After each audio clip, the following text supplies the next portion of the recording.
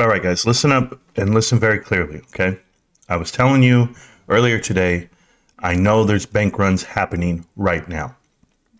I went ahead and looked at the stock. You can pretty much see who they are. It's basically anyone who is losing 10, 20, 30% on Friday on the stock side of it. But there are some banks that you would call collateral damage contagion, as in this spread of what's happening at Silicon Valley Bank is going to happen right here. So here's the latest headline. An hour ago, you have Signature Bank is closing. They close it. Guys, these are all due to a couple of different reasons, okay? And I just want to explain it to you the best way I can. And excuse me, I'm eating spicy food while I'm reading all the headlines.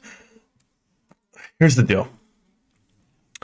Jerome Powell's on the Hill, right? And they ask him, are the banks in good shape? Are we looking okay?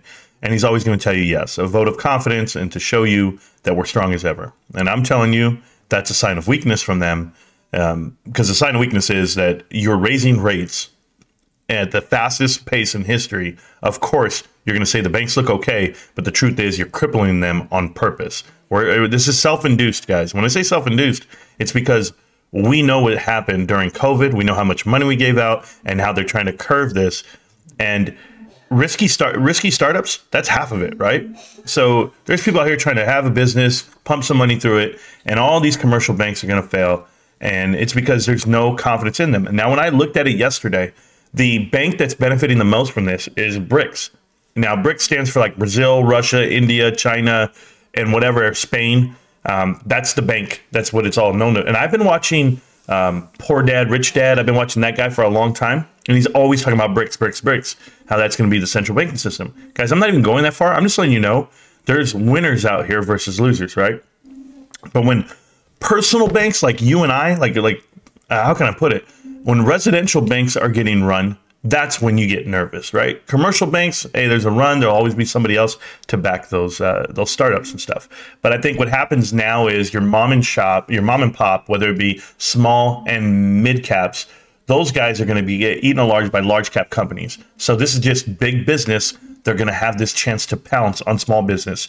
And so if you have money right now, okay, if you have money in the coffers and you're in business, you can buy things on the cheap if this is the case, right? If they start closing all these startups or mid-cap companies, they're going to be hurting really bad. So I know a couple of companies that have a lot of money in the bank, right? And they're doing the right thing. But the SEC needs to look at the leadership for all of these banks, see if they're complicit. I would like to see them come down on that, because last time we had a national crisis, nothing happened to the banks and to the individuals. I mean, it was minimal. And then I also want to talk about the rating companies. How the hell is Moody's giving, any bank AAA, or they're telling you that they're in good standing just a couple of weeks ago, and then you have banks falling to pieces? So I'm going to look into that coming up for tomorrow. I'm still looking at this tonight. Shut down the rumor of Elon Musk buying or saving Silicon Bank. How are you going to save all the banks? This is the third bank to close within the last 3 days.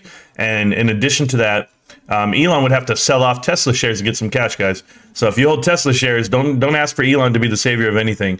You'll lose everything you want. And the last part about this is I feel these target the tech sector, right? Definitely Silicon Valley does, but you saw the mass layoffs in the tech sector on the big boys. But imagine if you're like that mid cap, small cap, and you don't have the money to pay payroll. This is going to deal with thousands of people's jobs. So the bank closing, this is just one of many. Guys, this is what it is. These are dominoes falling all the way until Monday. Be excited, but yet don't dance, because here's the theory, okay? And here's how this works.